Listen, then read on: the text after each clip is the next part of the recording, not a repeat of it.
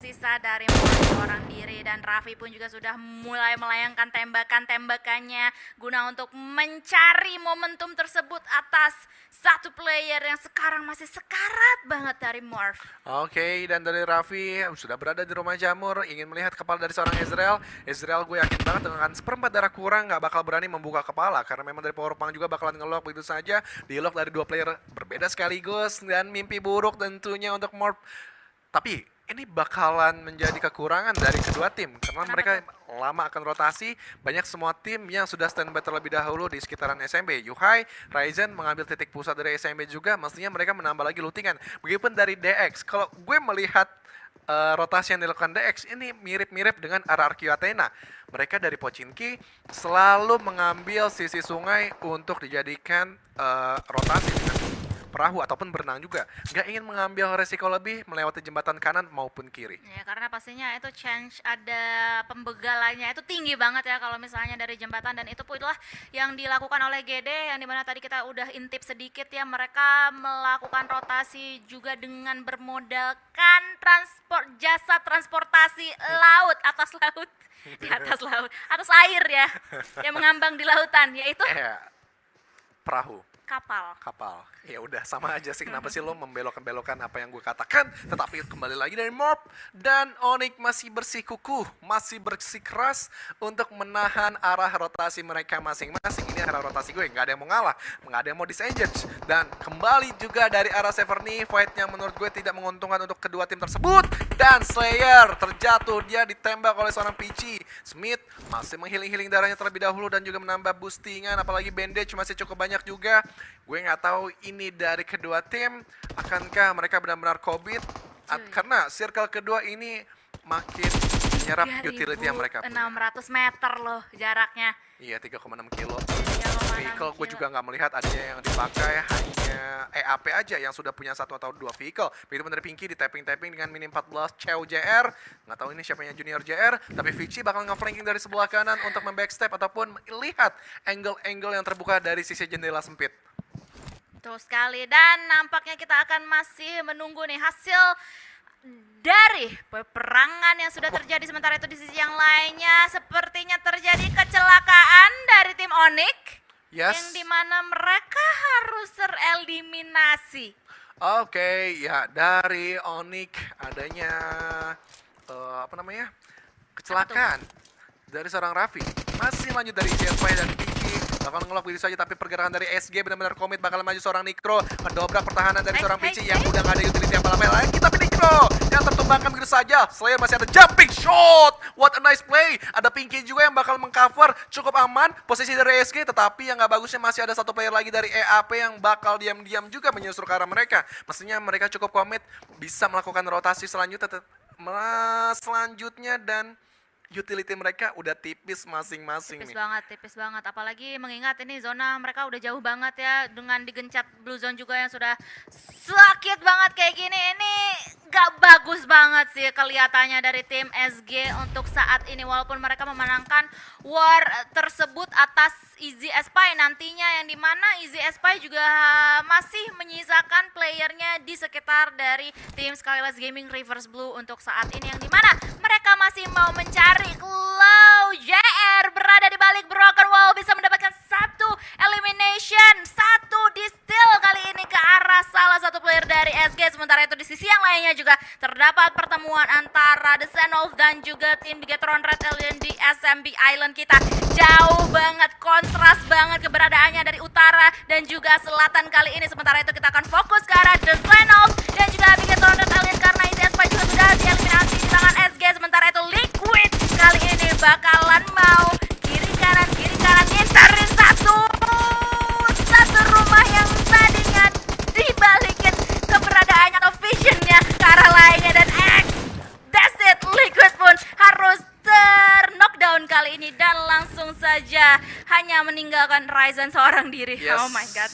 Liquid Xavier terjebak dari masa lalu, bagaimana dikepung begitu saja, di lock pergerakannya oleh The Xavier. Ryzen pun juga cukup sulit untuk mengcover dari RCC jauh. Begitupun keputusan yang diambil oleh Ryzen menjauh dari tempat The Xavier di mana tadi menyerang dari Liquid, kemudian juga agak sedikit mendekap dan juga mengambil titik checkpoint dari Pulau SMB, tempat di mana tentara-tentara berlatih dan juga menginap. Begitupun dari Ryzen, yes, bakalan stay aja menurut gue, nggak akan kemana-mana. Tinggal bagaimana sustainable dan survive dari serang Ryzen ini diuji. Bisakah dia mendapatkan placement di top 5 atau dia akan mati di tengah-tengah game. Dan kembali lagi dari RRQ Ryu yang terpantau CCTV kita sudah nge-lock pergerakan dari Talon All Star dan Aura. Come on Aura, Voin, kalian bisa untuk lolos dari zona degradasi. Gue berharap kalian lolos ke babak selanjutnya biar semua tim Indonesia tetap bermain round 2, round 3 dan bahkan grand final kalau perlu. Iya, kita aminkan untuk semua ini. Kita akan melihat perjalanan yang akan dilakukan oleh tim Aura yang dimana sekarang kayaknya juga nggak bakalan terlalu gampang ya, karena mereka di sebelah jembatan kiri ini sudah dipukulin terus-terusan, digebrak terus-terusan posisi mereka oleh tim-tim yang lainnya, termasuk di sana ada RRQ juga, dan akhirnya mereka atau tim Aura ini dipukul mundur. Oke guys, ini posisi di depan sana atau jalur di depan sana tuh udah nggak aman lagi. Kita mungkin agak ngiterin aja kali ya, kita mundur terlebih dahulu, dan RRQ pun juga melihat mangsa mereka yang selanjutnya kali ini yang sudah ngacir, yaitu dari tim TA. Oke, dari tim TA nampaknya bakalan nge-regroup lagi ke temannya Kelsey yang harus dijemput, tapi satu vehicle menurut gue agak beresiko banget karena diisi 4 player bakalan meletup kalau ada yang men-spray down karena mereka. Dari Kelsey agak tryhard ingin mencari sesuatu yang bisa dikendarai, yang masih cukup aman dan yang masih cukup prima juga, tetapi nampaknya pilihannya adalah tetap bergabung satu vehicle karena menurut gue circle ketiga dan circle keempat berjalan ini bakal mengikis utility mereka benar-benar habis. Ryzen nggak akan bergerak, berdiam diri, tetapi nampaknya The Xavier pun sama ingin mengamankan ataupun mengontrol dari tempat SMB ini. Itu The Xavier ya, bukan The Senov deh. Dari tadi berarti gue salah dong. Bsenov Oh, and iya. The Xavier. Astaga, terima kasih sudah mengkoreksi saya, Ya. Lord Agus Junior. Maafin saya karena ya biasalah kan baru pertama Ya, di sini. wanita selalu salah.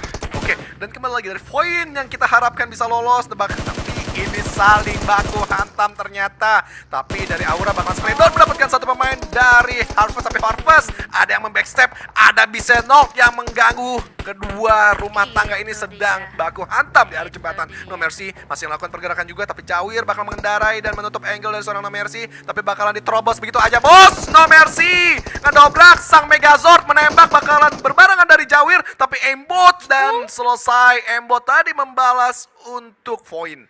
Itu dia akhir dari perjalanan Voin yang dimana sekarang Jawir harus bekerja ekstra keras untuk bisa mengembalikan rekan-rekan yang lainnya dari tim Aura yang sekarang dalam keadaan knockdown. Ini dia The Xavier ternyata yang dimana Bisenov tadi berada di jembatan, akhirnya ya kelihatan yang dimana Bisenov tersebut. Sementara itu dari tim Genesis Dogma yang kali ini juga sedikit demi sedikit bakalan langsung aja ditusuk pertahanannya dari tim The Xavier karena udah kegencet banget, boom. Dan juga Daybot kali ini posisinya nggak enak banget, merangkak mencoba untuk menyelamatkan diri mereka, tapi dilempar panci. Lagi-lagi panci gaming dilakukan di sini. Mungkin kita positif pikir aja.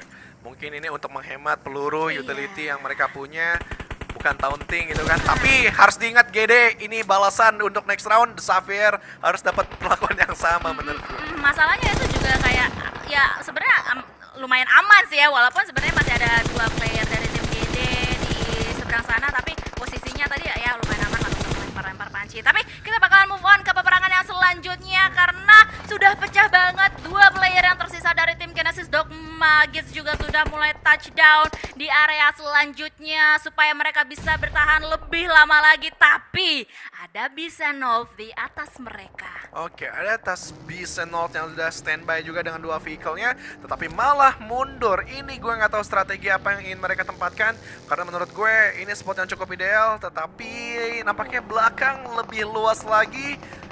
Aura yang mendapatkan satu pemain malah dari Bisenov dan mereka batal untuk melakukan disengage. Kali ini struggle dari mereka untuk menentukan choke point dan kembali lagi di titik yang sama dan Jawir nampaknya siap siaga juga untuk mendapatkan satu pemain dari Bisenov Ki yang bakal dikunci pergerakannya. Choi berdiam diri juga untuk mengcover dari seorang Ki, tapi dari Jawir tidak terlalu terburu-buru ingin menatap kepala dari seorang Ki. Choi bakal dimaju begitu saja karena dari No Mercy sangat amat pede ada seorang Chisun yang siap mengcover juga. Take down satu pemain dari BX dan cukup sabar kali ini dari Aura, tidak terlalu terburu-buru walau satu saja yang harus dilawan dari Bisenov. Yes, this is it. Aura benar-benar membutuhkan poin demi poin yang bisa mereka kumpulkan dari elimination yang bisa mereka lakukan di game terakhir kita kali ini karena so far mereka sudah mengumpulkan total 5 elimination point dan hello, ternyata di dalam sana masih terdapat salah satu player dari Bisenov yang langsung aja dihentaskan perjalanannya di tangan Aura Esports. Oke, dan kembali lagi dari TA. Kelshi sudah mengambil spot yang paling bagus, banyaknya lengkungan-lengkungan untuk menjadikan natural obstacle.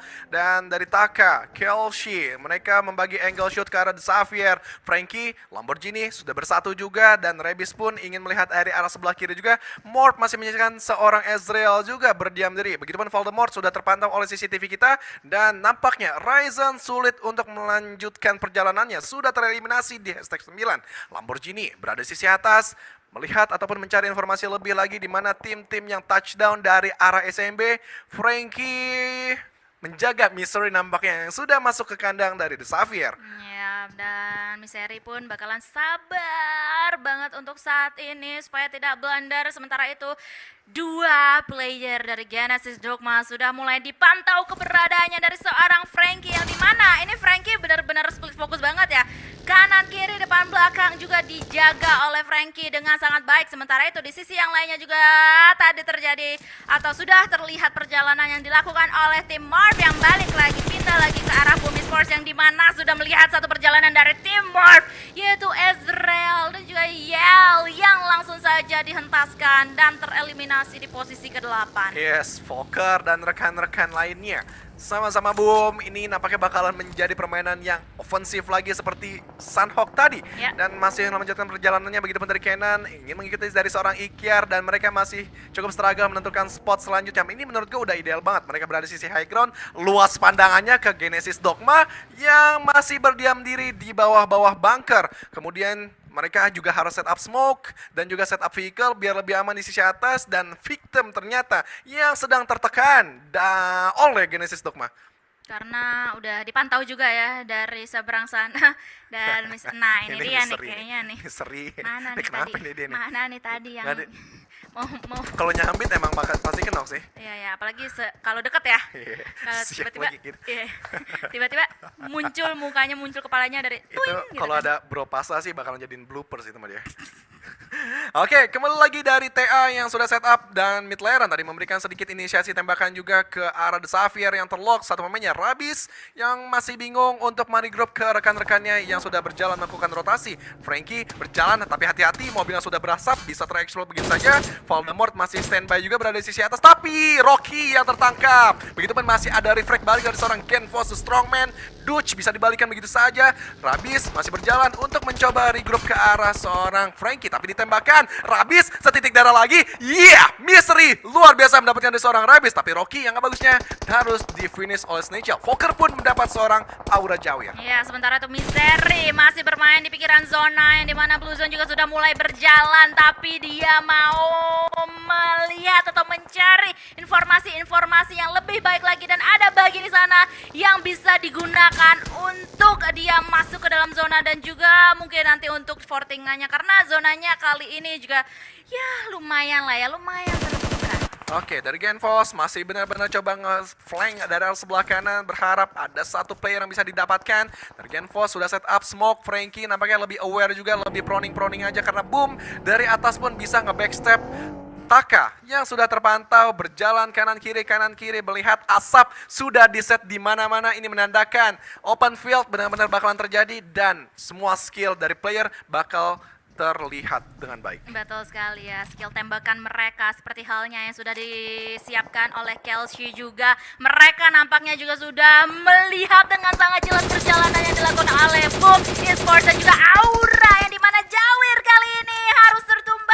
masih dalam keadaan knockdown. Masih ada salah satu rekannya dari tim Aura yang lainnya, sementara itu Kelsi gak mau memalingkan pandangannya dari tim Boom Esports karena Iker juga sudah mulai di-lock keberadaannya. Agak-agak sulit kali ini untuk Iker karena dia hanya bersembunyi di balik pohon yang tipis itu. Benar-benar luar biasa apa yang dilakukan oleh talent All-Star. Mereka nge-lock dari Victim, mereka nge-lock juga dari Boom. Semua angle benar-benar mereka jaga, haus akan darah, tetapi Boom nampaknya nggak bisa di-finishkan itu saja. Masih ada seorang Kenan yang sudah set up smoke, kemudian juga di balik vehicle melindungi dirinya dengan proning-proning yang dilakukan. Tapi Jan benar-benar menghujamkan peluru terus-menerus, tidak berhenti ke arah Kenan. Aura kali ini yang bakalan di-lock ke arah mereka. Jawir melakukan perjalanan juga dengan baginya dan cukup struggle nampaknya. Circle makin mengerucut lagi ke open field yang terbuka yang dimana semua harus dipaksa berperang. Yap, ini dia nampaknya dari talent All-Star mau menusuk pertahanan yang sudah dimiliki oleh tim Aura. Tiba-tiba saja langsung dilontarkan granat demi granat, molotov juga dilontarkan guna untuk menghalau pergerakan dari tim Aura. No Mercy pun juga sekarang langsung ter-knockdown, hanya menyisakan Jawir seorang diri yang dimana Jawir gak bisa bertahan cukup lama. Dia harus dihentaskan dan Aura pun tereliminasi di posisi kelima, hanya meninggalkan 4 tim saja untuk bisa memperebutkan winner chicken dinner. Victim nampaknya bakalan tertangkap begitu saja dan ini momentum untuk Boom. Ketika tim-tim lain sedang fight, mereka mengambil celah tersebut masuk ke dalam circle dan juga mengamankan spot yang cukup ideal di mana adanya pepohonan untuk dijadikan natural obstacle. Begitupun masih ada sisi high ground juga untuk menutup vehicle lebih apik dan ciamik lagi. Dan Kinan berada di sisi tengah, Fokker sebelah kiri, nampaknya mid laner bakal menjadi 1v1 ke arah Fokker. Dan 3 player yang lainnya dari Boom dan TA bakalan nge-lock ke arah angle yang sama. Ini tinggal menunggu aja siapa yang benar-benar chemistry-nya terjaga, itulah yang menang tim fight. Tapi ingat, Boom Esports dari tadi ya, game-game yang sebelum ini kita saksikan, mereka pergerakannya pede banget dan juga benar-benar terstruktur banget. Walaupun di belakang sana Conbit mendapatkan splash damage yang cukup signifikan, tapi ada 2 player yang menjadi frontliner dari Boom Esports kali ini langsung ter-knockdown. Harus di backup oleh Poker dan juga Conbit, yang dimana sekarang mereka bakalan berlarian ke depan untuk memberikan balasannya. Tembakan balasannya sudah dilakukan dan benar-benar on point banget. Boom Esports menang atas Talent All-Stars. Yes, nampaknya ini angin segar untuk Boom Esports mendapatkan winner chicken dinner karena Victim hanya menyisakan one man standing, yaitu Genfos, the strong man from Victim. Masih di balik-balik pepohonan juga, masih mendeteksi pemain-pemain dari Boom di manakah berada. Apakah Genfos bisa memaksimalkan diri dia nge-clutch 3 player dari Boom sekaligus? Nah, ini dia, kita bakalan melihat dan menunggu ya. Apakah movement seperti apakah yang akan dilakukan oleh Genfos seorang diri, karena sedikit demi sedikit juga bakalan didatangi oleh player-player dari tim Boom Esports yang dimana sudah mulai melihat dengan sangat jelas. Granat pun juga sudah mulai dilontarkan guna untuk memberikan damage yang cukup signifikan dan cukup fatal ke arah Genfos orang diri yang dimana nggak bisa bertahan dengan cukup lama karena Boom Esports lah yang mendapatkan winner chicken dinner tersebut. Yes, sulit memang untuk menahan laju dari 3 pemain Boom sekaligus. Berarti ada yang double WWCD pada hari ini, 2 tim dari Indonesia, Yap. Boom dan juga Red Aliens. Betul sekali, Boom Esports ini bisa dibilang ya semi back to back, karena terakhir itu mereka bermain di Sanhok kan. Double WWCD bukan